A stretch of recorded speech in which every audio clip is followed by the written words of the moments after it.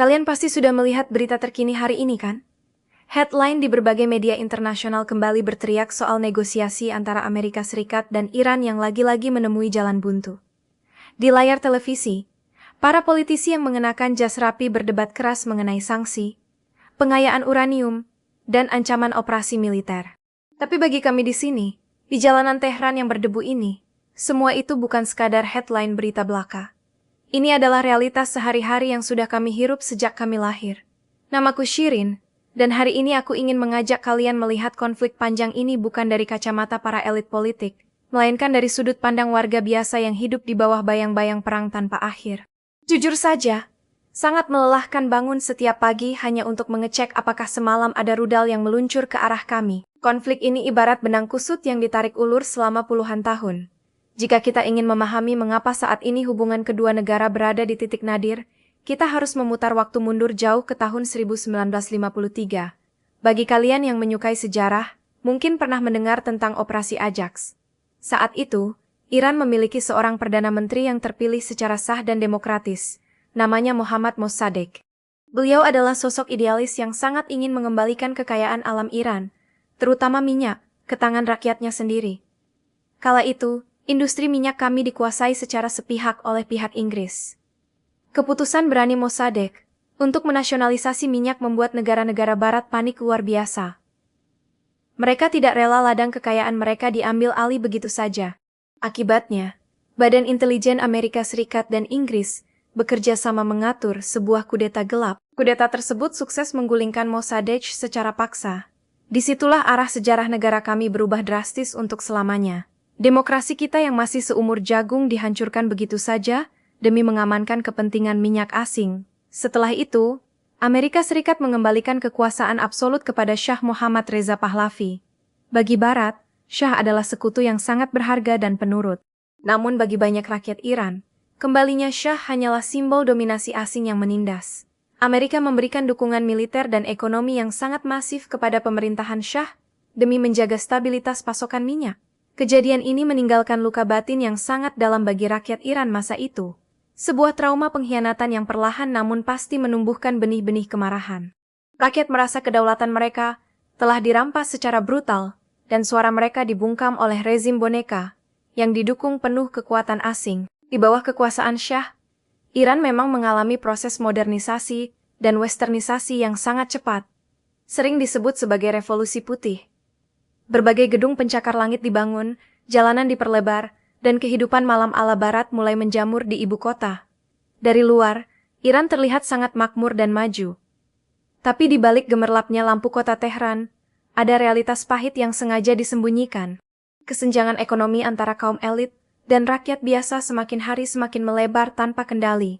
Korupsi merajalela di kalangan keluarga kerajaan dan para kroninya. Sementara mereka menikmati kemewahan hasil minyak, mayoritas rakyat miskin di daerah pedesaan dan kelas pekerja di kota-kota besar terus berjuang keras hanya untuk bisa makan setiap harinya.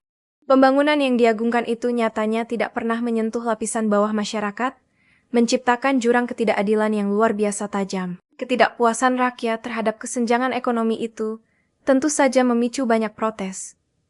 Namun, Shah tidak merespons jeritan rakyatnya dengan kebijakan yang lebih baik, melainkan dengan represi brutal. Untuk membungkam semua suara kritis, dibentuklah SAVAK, polisi rahasia negara yang sangat ditakuti, yang dibentuk dengan bantuan CIA dan Mossad. Menyebut nama SAVAK saja, pada masa itu sudah cukup membuat orang gemetar ketakutan. Mereka memiliki wewenang tak terbatas untuk menangkap, menyiksa, dan menghilangkan siapa saja yang berani menentang kebijakan pemerintah.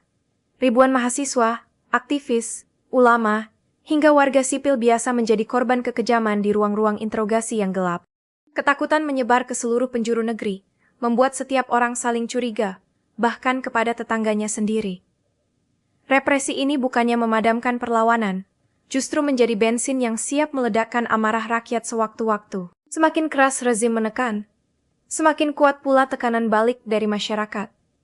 Memasuki akhir tahun 1970-an, amarah yang terpendam selama lebih dari 2 dekade itu akhirnya mencapai titik didih yang tak bisa lagi dibendung.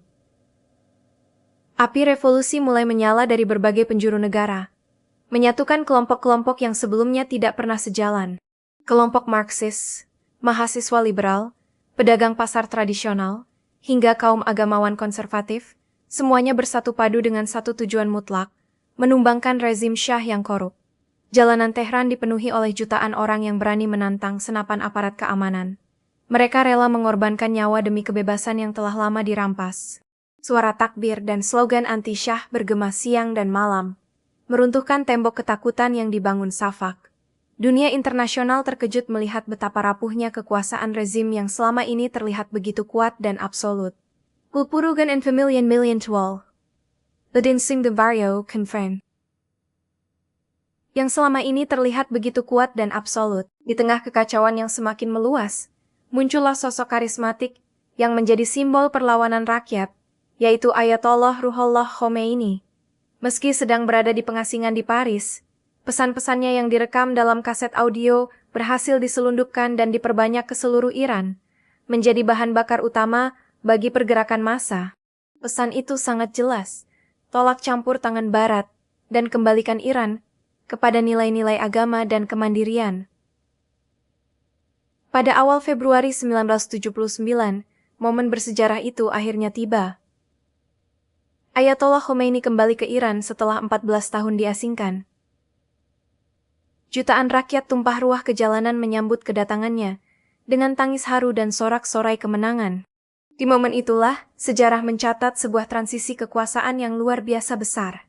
Rakyat merasa bahwa mereka akhirnya berhasil merebut kembali identitas dan kedaulatan bangsa mereka dari cengkeraman imperialisme asing. Menyadari bahwa posisinya sudah tidak mungkin lagi dipertahankan, Shah Muhammad Reza Pahlavi akhirnya melarikan diri dari negaranya sendiri.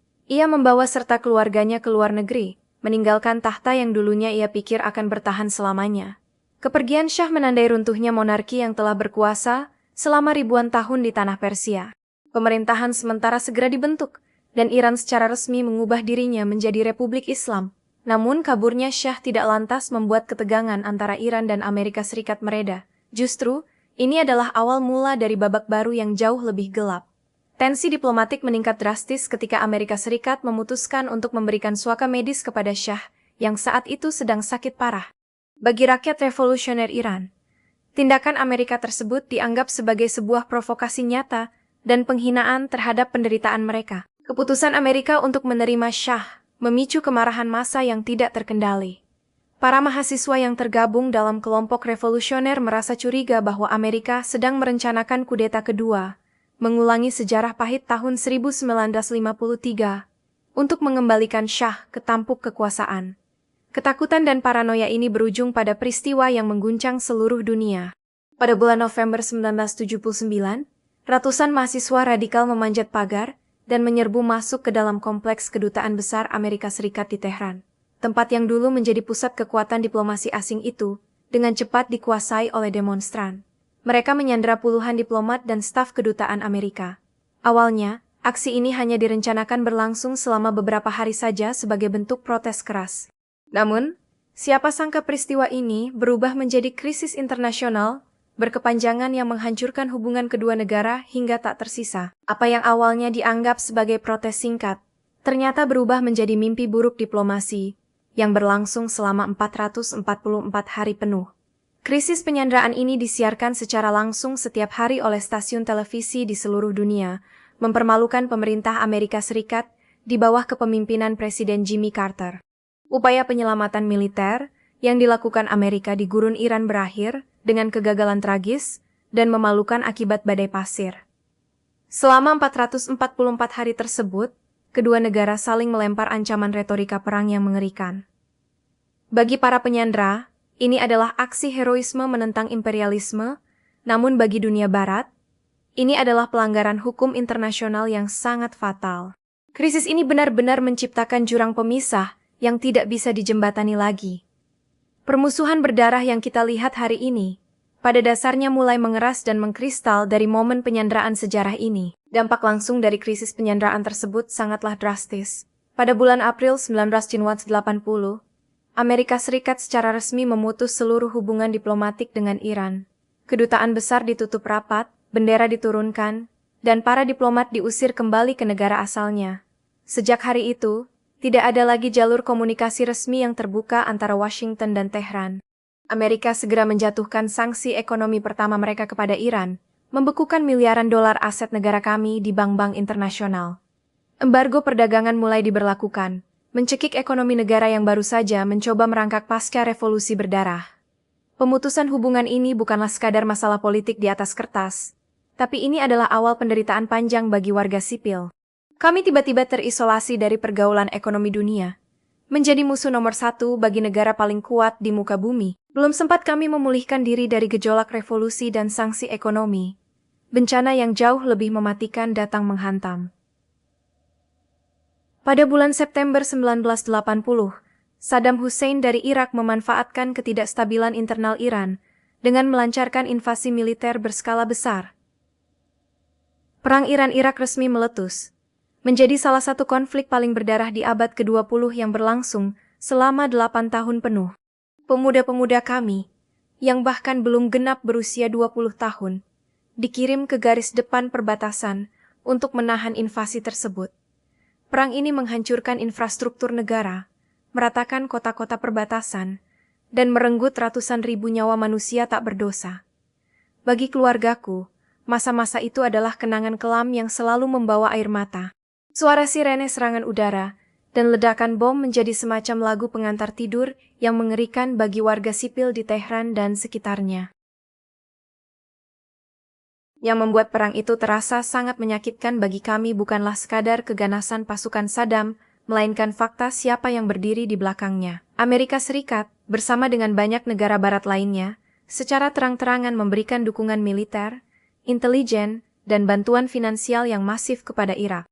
Meskipun Irak jelas-jelas adalah pihak agresi yang memulai invasi, Barat memilih menutup mata asalkan revolusi Iran bisa dihancurkan. Intelijen Amerika memberikan citra satelit kepada militer Irak untuk menentukan posisi pasukan kami. Kebijakan ini semakin menebalkan persepsi di masyarakat kami, bahwa Amerika bukanlah pembela hak asasi manusia seperti yang sering mereka gembar-gemborkan, melainkan negara pragmatis yang rela mengorbankan jutaan nyawa demi hegemoni geopolitiknya di Timur Tengah. Fakta inilah yang membuat kebencian anti-Amerika mengakar kuat di benak generasi orang tuaku saat itu. Bagian paling mengerikan dari perang itu adalah penggunaan senjata kimia beracun oleh rezim Saddam Hussein terhadap pasukan dan warga sipil Iran.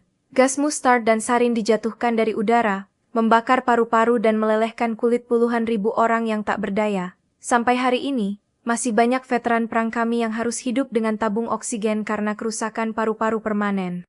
Tragisnya, ketika pembantaian massal dengan senjata terlarang itu terjadi, komunitas internasional dan negara-negara barat justru terdiam.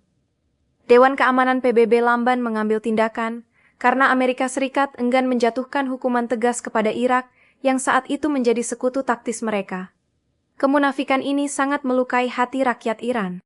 Kami dibiarkan tewas tercekik gas beracun sendirian, sementara dunia luar hanya menonton demi memastikan agar rezim revolusioner kami berdarah hingga tewas. Menjelang akhir perang di tahun 1988, terjadi sebuah tragedi yang memicu kemarahan abadi. Sebuah pesawat penumpang komersial Iran Air penerbangan 655 ditembak jatuh oleh rudal dari kapal penjelajah Angkatan Laut Amerika Serikat, USS Vincent, di atas perairan Teluk Persia. Seluruh 290 penumpang di dalamnya tewas seketika, termasuk 66 anak-anak tak berdosa yang sedang dalam perjalanan menuju Dubai. Pihak militer Amerika mengklaim bahwa mereka salah mengidentifikasi pesawat penumpang komersial tersebut sebagai jet tempur militer yang sedang bersiap menyerang. Namun bagi rakyat Iran, alasan itu sangat sulit diterima akal sehat. Bagaimana mungkin peralatan radar tercanggih milik militer sekelas Amerika bisa salah membedakan pesawat sipil berukuran raksasa dengan jet tempur kecil? Insiden ini bukan hanya soal kecerobohan militer, tapi dianggap sebagai pembunuhan massal yang disengaja. Yang paling menyayat hati dari tragedi penerbangan 655 bukanlah kejadian penembakannya saja, melainkan respons pemerintah Amerika Serikat. Setelahnya, mereka tidak pernah secara resmi meminta maaf kepada rakyat Iran atas kematian 290 warga sipil tak berdosa tersebut. Alih-alih mendapatkan sanksi atau dipecat, komandan kapal USS Vincent justru dianugerahi medali kehormatan militer Legion of Merit karena dianggap telah menjalankan tugas dengan sangat baik. Penganugerahan medali ini benar-benar terasa seperti garam yang ditaburkan ke atas luka menganga bangsa kami. Ini menegaskan satu pesan yang sangat brutal bagi kami. Nyawa orang Iran sama sekali tidak berharga di mata pemerintah Amerika. Peristiwa ini mengunci mati persepsi publik di Iran bahwa Amerika bukanlah entitas yang bisa dipercaya, melainkan kekuatan arogan yang tidak pernah ragu membunuh demi arogansi militer mereka. Setelah perang 8 tahun itu akhirnya berakhir dengan gencatan senjata, ekonomi Iran benar-benar hancur lebur berkeping-keping. Memasuki dekade 1990-an, kami berusaha keras membangun kembali negara dari puing-puing kehancuran. Sayangnya, Amerika Serikat di bawah pemerintahan Bill Clinton memiliki agenda yang sangat berbeda. Mereka memberlakukan kebijakan yang disebut dual containment atau pengekangan ganda, yang bertujuan untuk mengisolasi Iran dan Irak secara bersamaan di panggung ekonomi global. Sanksi embargo perdagangan diperketat secara signifikan. Perusahaan-perusahaan asing diancam hukuman berat jika berani berinvestasi di sektor perminyakan atau gas bumi kami. Tujuan mereka sangat jelas, yaitu melumpuhkan total kemampuan ekonomi Iran agar tidak bisa bangkit kembali menjadi kekuatan regional. Pembangunan ekonomi sipil kami ditahan paksa, membuat harga barang kebutuhan melambung tinggi, dan rakyat biasalah yang lagi-lagi menanggung penderitaan utamanya. Lalu tibalah tahun 2001, ketika tragedi serangan Menara Kembar 9/11 mengguncang seluruh daratan Amerika Serikat dan dunia. Ada satu fakta sejarah yang jarang diungkap oleh media barat. Iran adalah salah satu negara muslim pertama di Timur Tengah yang secara terbuka mengutuk keras serangan teroris tersebut. Presiden kami saat itu, Muhammad Khatami, mengirimkan pesan belasungkawa resmi yang mendalam. Ratusan warga sipil di jalanan Tehran menyalakan lilin dalam aksi solidaritas damai untuk mengenang para korban di New York. Saat itu, muncul sebuah harapan kecil bahwa tragedi kemanusiaan ini mungkin bisa menyatukan kedua negara untuk melawan musuh yang sama, yaitu terorisme ekstremis Al-Qaeda. Para diplomat dari kedua belah pihak bahkan mulai mengadakan pertemuan rahasia untuk saling bertukar informasi intelijen. Sejenak, pintu perdamaian seolah terbuka sedikit. Namun sayang, harapan rekonsiliasi itu dihancurkan berkeping-keping hanya dalam hitungan bulan. Pada awal tahun 2002, Presiden George W. Bush menyampaikan pidato kenegaraan State of the Union yang sangat provokatif. Ia secara arogan melabeli Iran, bersama Irak dan Korea Utara, sebagai kelompok poros kejahatan atau axis of evil yang mengancam perdamaian dunia. Bayangkan kekecewaan publik kami saat Iran baru saja mengulurkan tangan pertemanan dan memberikan bantuan intelijen penting pasca 9/11, Amerika justru menampar wajah kami dengan sebutan poros kejahatan di depan seluruh dunia. Pidato tersebut membunuh mati semua kelompok moderat di dalam pemerintahan Iran yang menginginkan perdamaian. Akibatnya, kelompok sayap kanan radikal kembali menguasai narasi politik domestik kami, meyakinkan publik bahwa Amerika Serikat selamanya tidak akan pernah bisa dipercaya sedikit pun. Pasca pidato kontroversial tersebut, dunia dikejutkan oleh pengungkapan fasilitas nuklir rahasia di Natanz dan Arak. Isu program nuklir Iran tiba-tiba meledak menjadi krisis keamanan global nomor 1. Pemerintah Iran secara konsisten bersikeras mengklaim bahwa program nuklir ini semata-mata ditujukan untuk kepentingan sipil damai, seperti memproduksi energi listrik murah dan penelitian medis isotop kanker. Menurut hukum perjanjian internasional NPT, setiap negara berdaulat berhak mengembangkan energi nuklir damai. Namun tentu saja, Amerika Serikat, Israel, dan negara-negara sekutunya sangat curiga bahwa ini hanyalah kedok tipuan untuk memproduksi bom senjata pemusnah massal. Mereka tidak mau mengambil risiko membiarkan negara yang mereka anggap sebagai musuh bebuyutan memiliki kapabilitas senjata nuklir. Akibat perbedaan klaim ini, negosiasi berbelit-belit penuh kecurigaan pun dimulai, menguras energi diplomatik selama bertahun-tahun. Di bawah kepemimpinan Presiden Mahmud Ahmadinejad yang sangat vokal anti-Barat, resolusi sanksi dari Dewan Keamanan PBB dijatuhkan bertubi-tubi layaknya hujan badai. Sanksi kali ini bukan hanya dari Amerika, tapi hampir seluruh dunia memboikot kami. Dampak dari boikot global ini benar-benar menghancurkan sendi-sendi kehidupan masyarakat kelas menengah ke bawah. Nilai mata uang rial anjlok sangat parah, menciptakan hiperinflasi yang gila-gilaan. Harga sembako seperti daging, beras, dan susu melonjak berlipat ganda hampir setiap minggunya. Banyak perusahaan lokal gulung tikar yang berujung pada gelombang PHK massal secara nasional. Bahkan yang paling menyedihkan, Impor obat-obatan penting untuk penyakit kanker dan diabetes menjadi sangat langka karena bank asing menolak memproses transaksi finansial apapun dari Iran. Sekali lagi, nyawa warga sipil lah yang dikorbankan demi pertarungan politik tingkat tinggi. Konflik antara Amerika Serikat dan Iran bukanlah sekadar berita politik yang membosankan. Ini adalah drama sejarah panjang tentang perebutan kekuasaan, luka pengkhianatan yang tak termaafkan, dan penderitaan nyata jutaan manusia. Aku tidak tahu apakah bayang-bayang perang ini akan pernah benar-benar sirna dari langit negara kami. Namun satu hal yang pasti, suara kami, warga biasa yang terjebak di tengah pertarungan raksasa ini, tidak boleh lagi dibungkam atau diabaikan oleh dunia luar. Terima kasih banyak sudah meluangkan waktu mendengarkan kisah dari balik tirai ketegangan ini. Jika cerita sejarah ini membuka perspektif baru bagimu, tolong bantu aku menyebarkan suara ini. Jangan lupa untuk tekan tombol like, share video ini ke teman-temanmu, dan subscribe channel Pemuda Pos ini agar kita bisa terus mengungkap kebenaran di balik headline berita.